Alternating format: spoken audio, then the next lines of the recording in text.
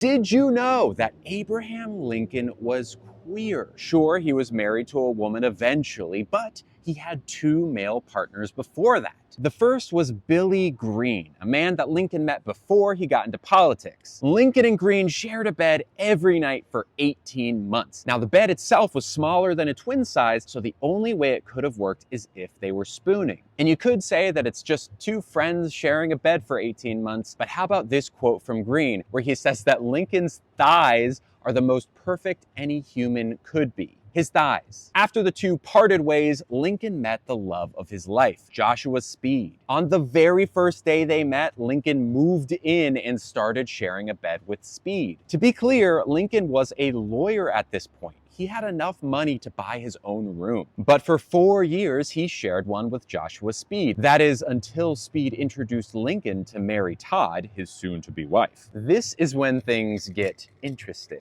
Now, Mary Todd was a social debutante, a high-class person who it looked good for Lincoln to marry. So Lincoln begins to court Mary Todd. However, this makes Speed jealous. And in the letters between Speed and Lincoln, you can see that the courtship put a big strain on their relationship. Speed's jealousy even led Lincoln to temporarily break up with Mary Todd. But life happens, and Speed eventually had to move back to his family estate after his father's death. And when Speed got married to a woman back home, Lincoln wrote him a letter saying how he was afraid he'd be forgotten forever, and signed that letter, "Yours forever, Lincoln." Now, there's lots more evidence to Lincoln being queer. His historian said that he had a lavender streak, which is code for gay. And one of his later male partners would sleep in bed with Lincoln anytime Mary Todd wasn't around. The documentary Lover of Men goes deep into all of this. But ultimately, Lincoln's queerness does not change his greatness as a leader. Lincoln did incredible things for America when being queer wasn't even really a label. It was just people being people.